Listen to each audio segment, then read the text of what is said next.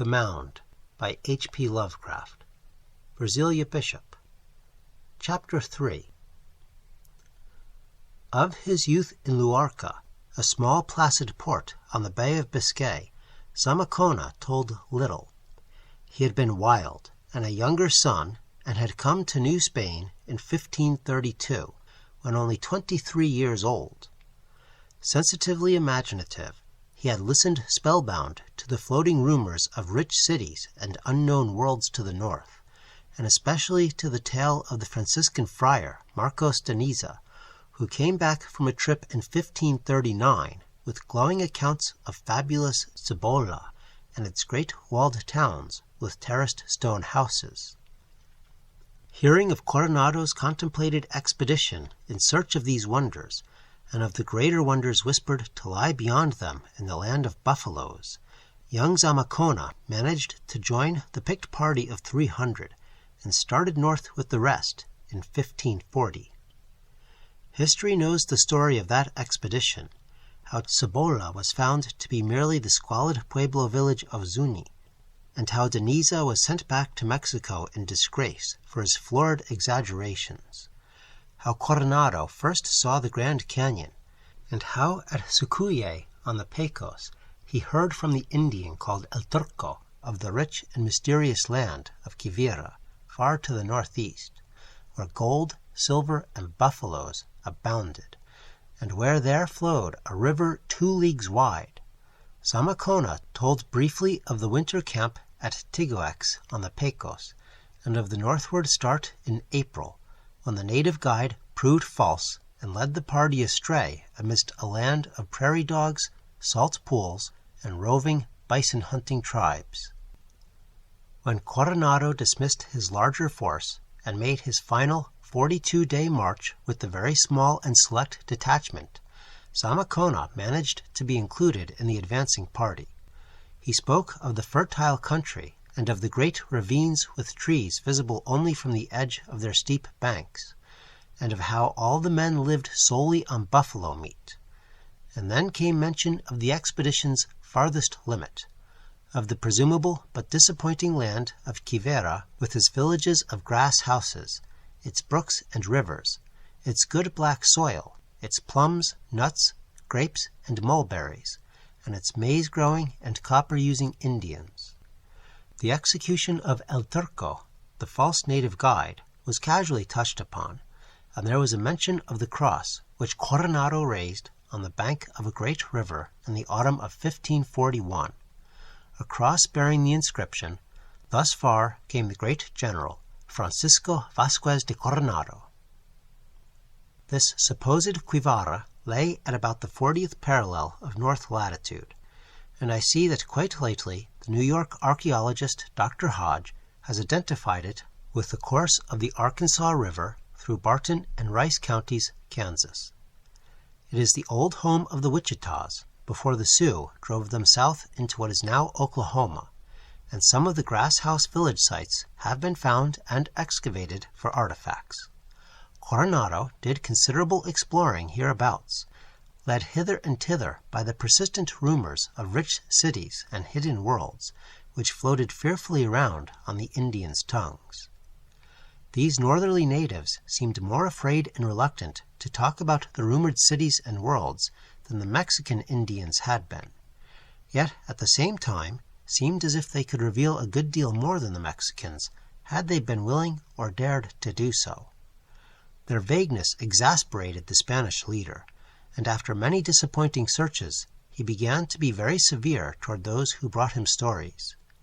Zamacona, more patient than Coronado, found the tales especially interesting, and learned enough of the local speech to hold long conversations with a young buck named Charging Buffalo, whose curiosity had led him into much stranger places than any of his fellow tribesmen had dared to penetrate. It was Charging Buffalo who told Zamacona of the queer stone doorways, gates, or cave mouths at the bottom of some of those deep, steep, wooded ravines which the party had noticed on the northward march. These openings, he said, were mostly concealed by shrubbery, and few had entered them for untold aeons. Those who went to where they led never returned, or in a few cases returned mad or curiously maimed. But all this was legend, for nobody was known to have gone more than a limited distance inside any of them, within the memory of the grandfathers of the oldest living men. Charging Buffalo himself had probably been farther than anyone else, and he had seen enough to curb both his curiosity and his greed for the rumored gold below. Beyond the aperture he had entered, there was a long passage running crazily up and down and round about, and covered with frightful carvings of monsters and horrors that no man had ever seen.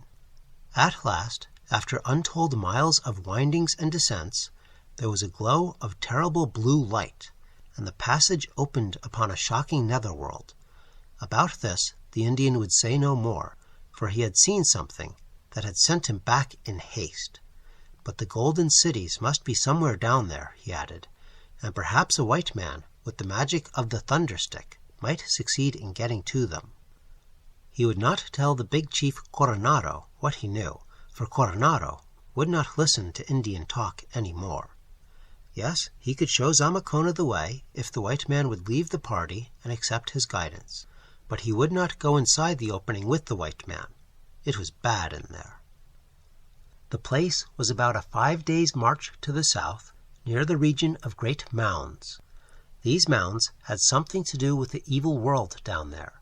They were probably ancient closed-up passages to it, for once the old ones below had had colonies on the surface, and had traded with men everywhere, even in the lands that had sunk under the big waters. It was when those lands had sunk that the old ones closed themselves up below and refused to deal with surface people. The refugees from the sinking places had told them that the gods of outer earth were against men, and that no men could survive on the outer earth unless they were demons in league with the evil gods. That is why they shut out all surface folk, and did fearful things to any who ventured down where they dwelt. There had been sentries once at various openings, but after ages they were no longer needed. Not many people cared to talk about the hidden old ones, and the legends about them would probably have died out but for certain ghostly reminders of their presence now and then. It seemed that the infinite ancientness of these creatures had brought them strangely near to the borderline of spirit, so that their ghostly emanations were more commonly frequent and vivid. Accordingly, the region of the great mounds was often convulsed with spectral, nocturnal battles, reflecting those which had been fought in the days before the openings were closed. The old ones themselves were half ghost. Indeed, it was said that they no longer grew old or reproduced their kind, but flickered eternally in a state between flesh and spirit. The change was not complete, though, for they had to breathe. It was because the underground world needed air that the openings in the deep valleys were not blocked up as the mound openings on the plains had been. These openings, Charging Buffalo added, were probably based on natural fissures in the earth. It was whispered that the old ones had come down from the stars to the world when it was very young, and had gone inside to build their cities of solid gold, because the surface was not then fit to live on. They were the ancestors of all men, yet none could guess from what star, or what place beyond the stars, they came. Their hidden cities were still full of gold and silver, but men had better let them alone, unless protected by very strong magic. They had frightful beasts with a faint strain of human blood, on which they rode, and which they employed for other purposes. The things, so people hinted, were carnivorous, and like their masters, preferred human flesh. So that although the old ones themselves did not breed, they had a sort of half-human slave class, which also served to nourish the human and animal population. This had been very oddly recruited, and was supplemented by a second slave class of reanimated corpses. The old ones knew how to make a corpse into an automaton which would last almost indefinitely, and perform any sort of work when directed by streams of thought. Charging Buffalo said that the people had all come to talk by means of thought only, speech having been found crude and needless, except for religious devotions and emotional expression, as aeons of discovery and study rolled by.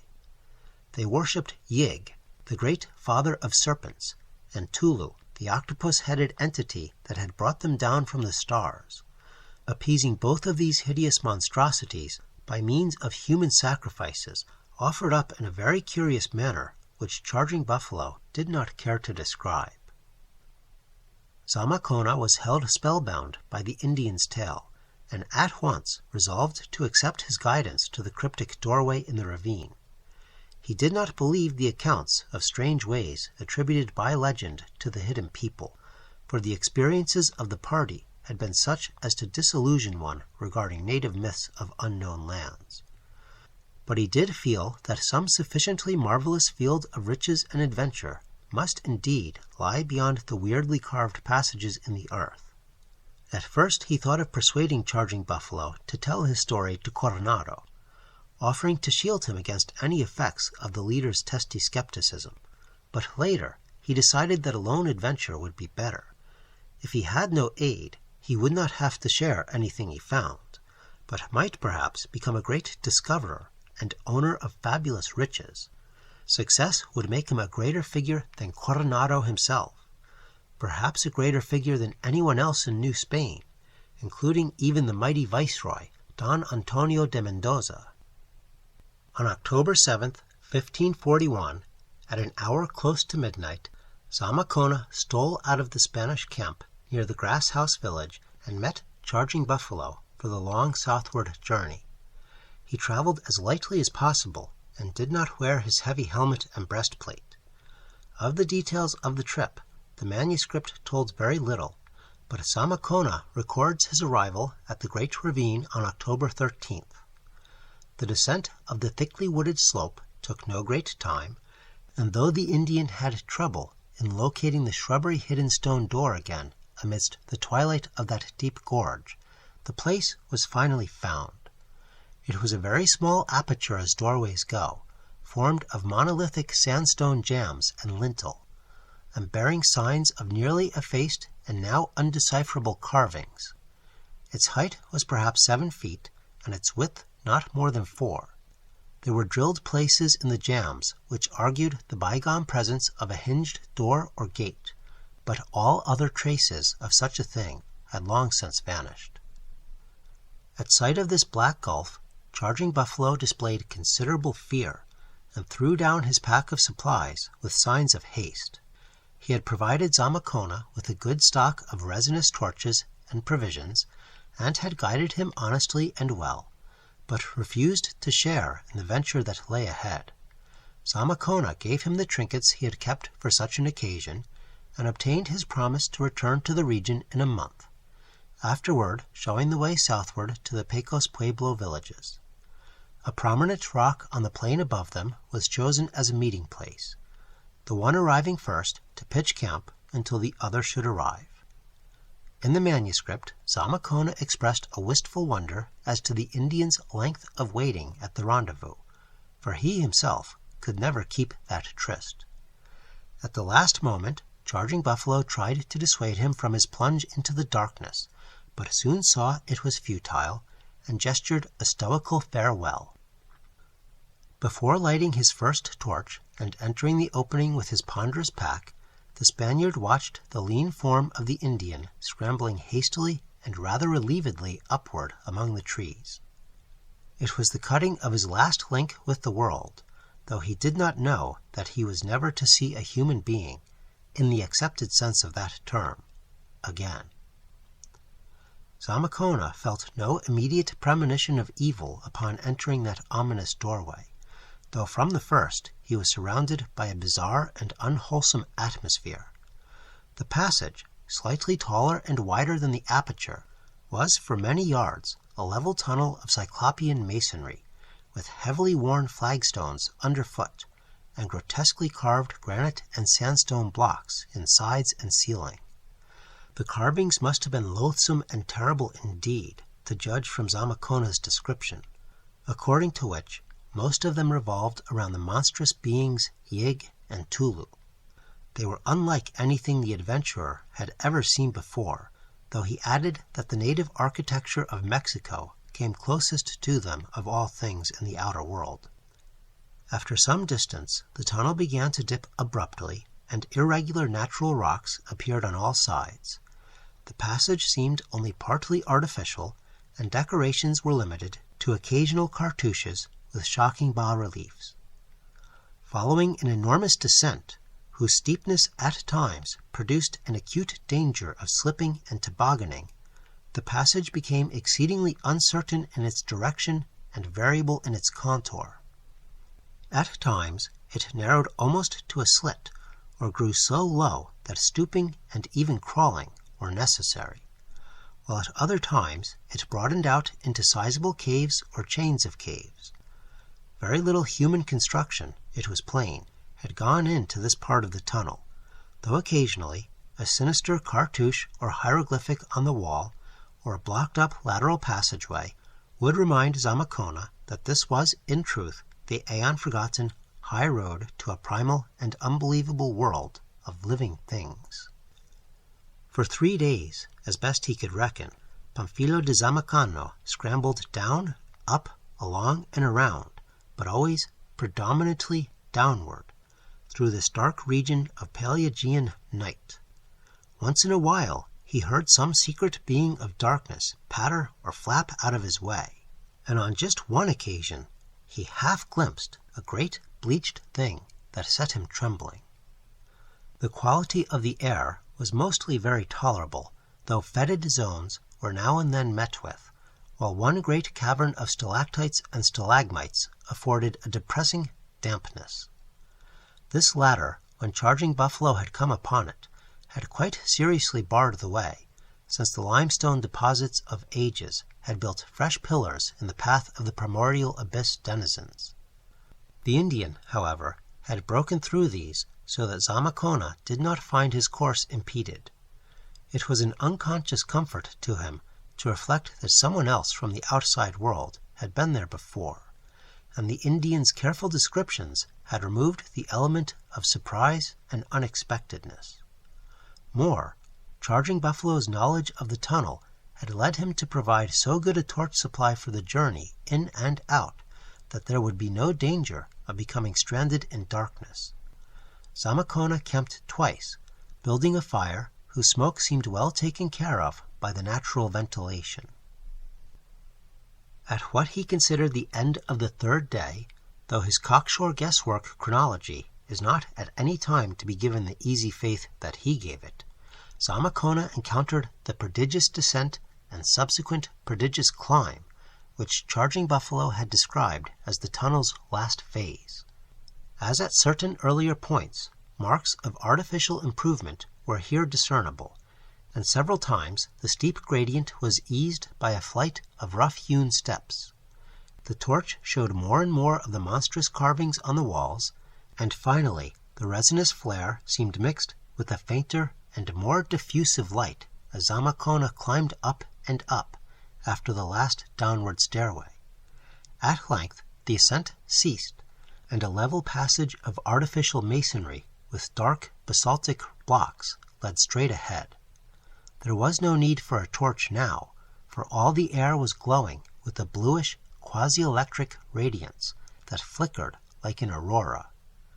It was the strange light of the inner world that the Indian had described, and in another moment Zamacona emerged from the tunnel upon a bleak, rocky hillside, which climbed above him to a seething, impenetrable sky of bluish coruscations, and descended dizzily below him to an apparently illimitable plain, shrouded in bluish mist. He had come to the unknown world at last, and from his manuscript it is clear that he viewed the formless landscape as proudly and exaltedly as ever his fellow countryman Balboa viewed the new-found Pacific from that unforgettable peak in Darien. Charging Buffalo had turned back at this point, driven by fear of something which he would only describe vaguely and evasively as a herd of bad cattle, neither horse nor buffalo, but like the things the Mound spirits rode at night. But Zamacona could not be deterred by any such trifle. Instead of fear, a strange sense of glory filled him, for he had imagination enough to know what it meant to stand alone in an inexplicable nether world whose existence no other white man suspected. The soil of the great hill that surged upward behind him and spread steeply downward below him was dark gray, rock-strewn, without vegetation, and probably basaltic in origin, with an unearthly cast which made him feel like an intruder on an alien planet. The vast, distant plain thousands of feet below had no features he could distinguish, especially since it appeared to be largely veiled in a curling bluish vapor. But more than hill or plain or cloud, the bluely luminous, coruscating sky impressed the adventurer with a sense of supreme wonder and mystery. What created this sky within a world he could not tell, though he knew of the northern lights and had even seen them once or twice. He concluded that this subterraneous light was something vaguely akin to the aurora, a view which moderns may well endorse, though it seems likely that certain phenomena of radioactivity may also enter in.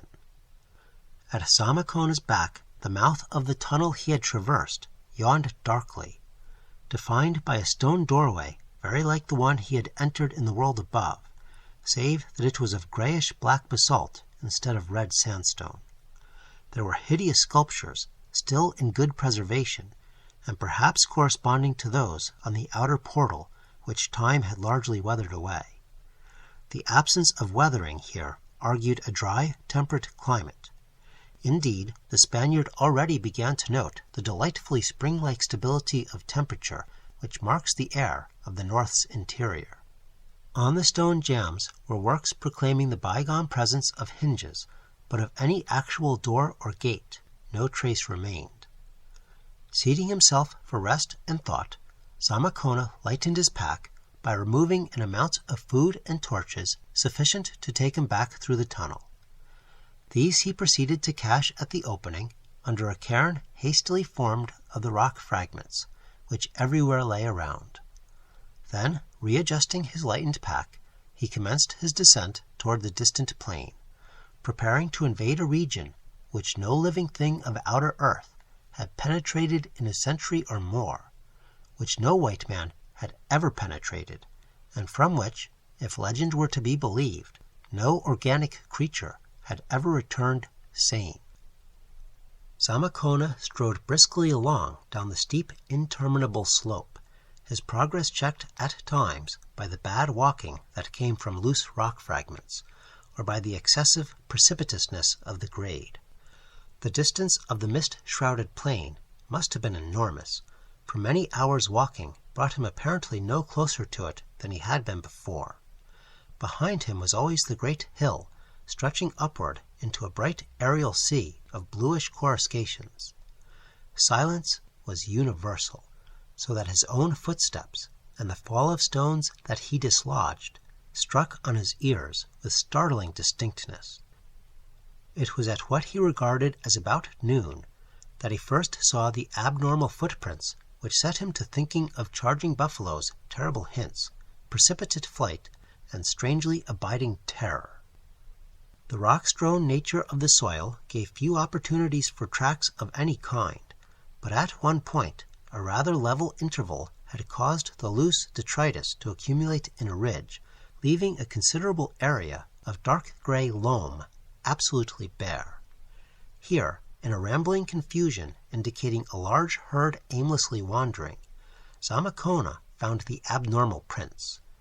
It is to be regretted that he could not describe them more exactly, but the manuscript displayed far more vague fear than accurate observation. Just what it was that so frightened the Spaniard can only be inferred from his later hints regarding the beasts. He referred to the prints as not hooves, nor hands, nor feet, nor precisely paws, nor so large as to cause alarm on that account. Just why or how long ago the things had been there was not easy to guess. There was no vegetation visible, hence grazing was out of the question. But of course, if the beasts were carnivorous, they might well have been hunting smaller animals, whose tracks their own would tend to obliterate. Glancing backward from this plateau to the heights above, Zamakona thought he detected traces of a great winding road, which had once led from the tunnel downward to the plain. One could get the impression of this former highway only from a broad panoramic view, since a trickle of loose rock fragments had long ago obscured it. But the adventurer felt none the less certain that it had existed. It had not, probably, been an elaborately paved trunk route, for the small tunnel it reached seemed scarcely like a main avenue to the outer world. In choosing a straight path of descent, Zamakona had not followed its curving course, though he must have crossed it once or twice. With his attention now called to it, he looked ahead to see if he could trace it downward toward the plain, and this he finally thought he could do. He resolved to investigate its surface when next he crossed it, and perhaps to pursue its line for the rest of the way if he could distinguish it. Having resumed his journey, Zamakona came some time later upon what he thought was a bend of the ancient road. There were signs of grading and of some primal attempt at rock surfacing, but not enough was left to make the route worth following. While rummaging about in the soil with his sword, the Spaniard turned up something that glittered in the eternal blue daylight, and was thrilled at beholding a kind of coin or medal of a dark, unknown lustrous metal, with hideous designs on each side. It was utterly and bafflingly alien to him, and from his description I have no doubt but that it was a duplicate of the talisman given me by Grey Eagle almost 4 centuries afterward. Pocketing it after a long and curious examination, he strode onward, finally pitching camp at an hour which he guessed to be the evening of the outer world. The next day, Zamakona rose early and resumed his descent through this blue-litten world of mist and desolation and preternatural silence. As he advanced, he at last became able to distinguish a few objects on the distant plain below: trees, bushes, rocks, and a small river that came into view from the right and curved forward to a point to the left of his contemplated course. This river seemed to be spanned by a bridge connected with the descending roadway, and with care the explorer could trace the route of the road beyond it in a straight line over the plain. Finally, he even thought he could detect towns scattered along the rectilinear ribbon, towns whose left-hand edges reached the river and sometimes crossed it. Where such crossings occurred, he saw as he descended, there were always signs of bridges, either ruined or surviving. He was now in the midst of a sparse grassy vegetation, and saw that below him the growth became thicker and thicker. The road was easier to define now, since its surface discouraged the grass which the looser soil supported. Rock fragments were less frequent, and the barren upward vista behind him looked bleak and forbidding in contrast to his present milieu. It was on this day that he saw the blurred mass moving over the distant plain. Since his first sight of the sinister footprints, he had met no more of these, but something about that slowly and deliberately moving mass peculiarly sickened him. Nothing but a herd of grazing animals could move just like that, and after seeing the footprints, he did not wish to meet the things which had made them. Still, the moving mass was not near the road, and his curiosity and greed for fabled gold were great. Besides, who could really judge things from vague, jumbled footprints, or from the panic-twisted hints of an ignorant Indian? In straining his eyes to view the moving mass, Zamakona became aware of several other interesting things.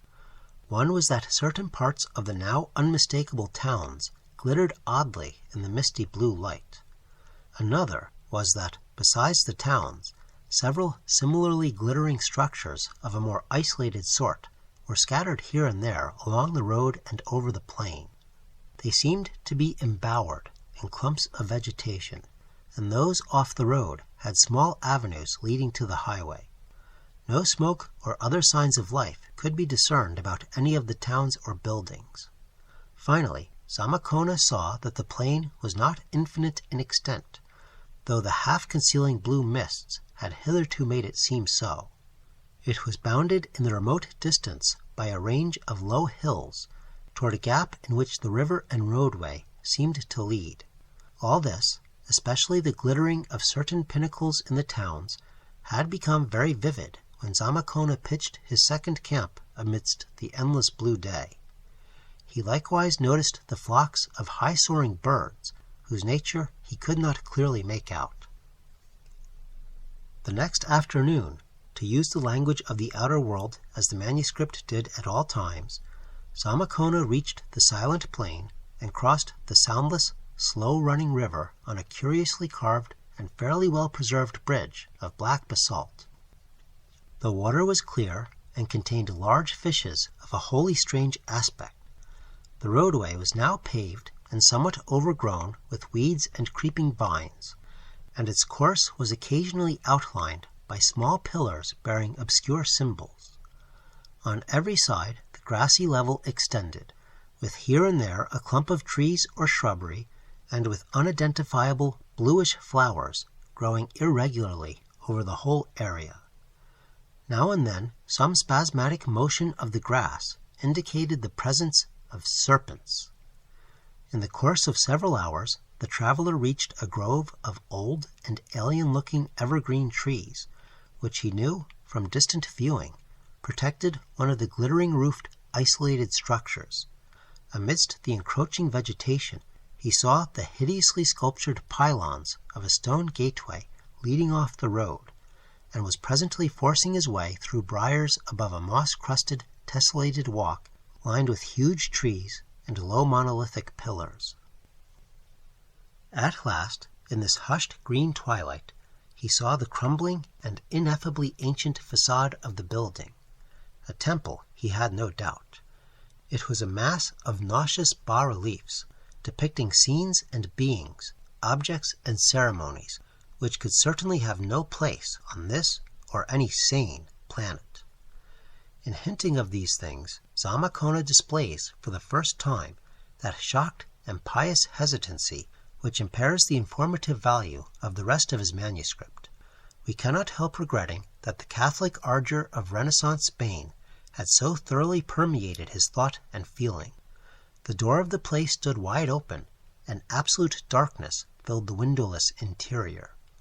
Conquering the repulsion which the mural sculptures had excited, Zamakona took out flint and steel, lighted a resinous torch, pushed aside curtaining vines, and sallied boldly across the ominous threshold.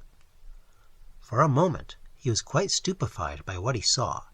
It was not the all-covering dust and cobwebs of immemorial aeons, the fluttering winged things, the shriekingly loathsome sculptures on the walls, the bizarre form of the many basins and braziers, the sinister pyramidal altar with the hollow top, or the monstrous octopus-headed abnormality in some strange dark metal leering and squatting broodingly on its hieroglyphed pedestal, which robbed him of even the power to give a startled cry. It was nothing so unearthly as this, but merely the fact that, with the exception of the dust, the cobwebs, the winged things, and the gigantic emerald-eyed idol, every particle of substance in sight was composed of pure and evidently solid gold. Even the manuscript, written in retrospect after Zamakona knew that gold is the most common structural metal of another world containing limitless lodes and veins of it, reflects the frenzied excitement which the traveler felt upon suddenly finding the real source of all the Indian legends of golden cities. For a time, the power of detailed observation left him, but in the end his faculties were recalled by a peculiar tugging sensation in the pocket of his doublet. Tracing the feeling, he realized that the disk of strange metal he had found in the abandoned road was being attracted strongly by the vast octopus-headed emerald-eyed idol on the pedestal, which he now saw to be composed of the same unknown exotic metal.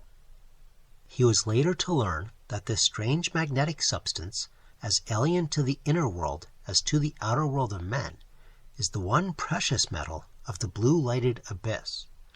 None knows what it is or where it occurs in nature, and the amount of it on this planet came down from the stars with the people when great Tulu, the octopus-headed god, brought them for the first time to this earth.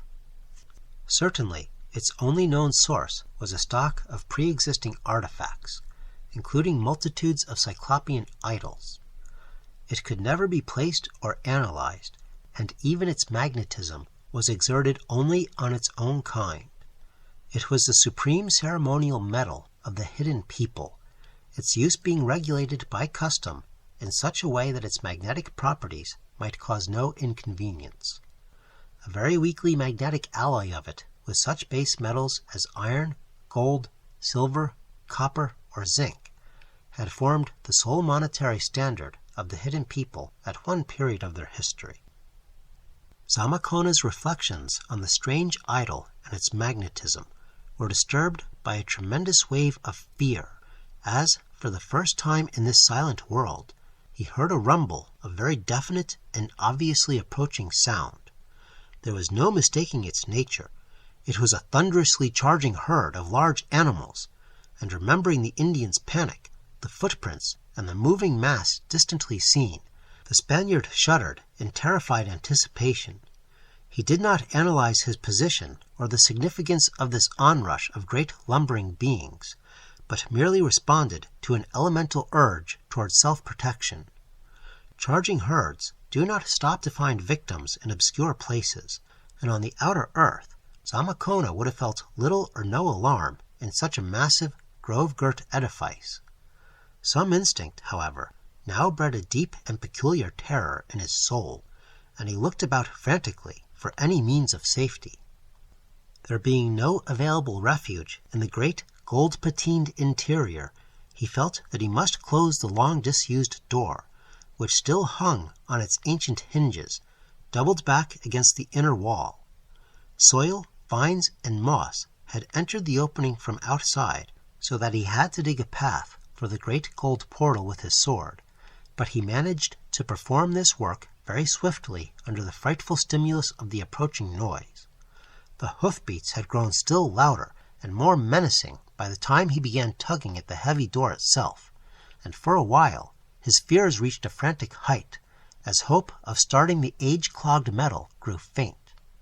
Then, with a creak, the thing responded to his youthful strength, and a frenzied siege of pulling and pushing ensued. Amidst the roar of unseen stampeding feet, success came at last, and the ponderous golden door clanged shut, leaving Zamakona in darkness but for the single lighted torch he had wedged between the pillars of a basin tripod. There was a latch, and the frightened man blessed his patron saint that it was still effective. Sound alone told the fugitive the sequel.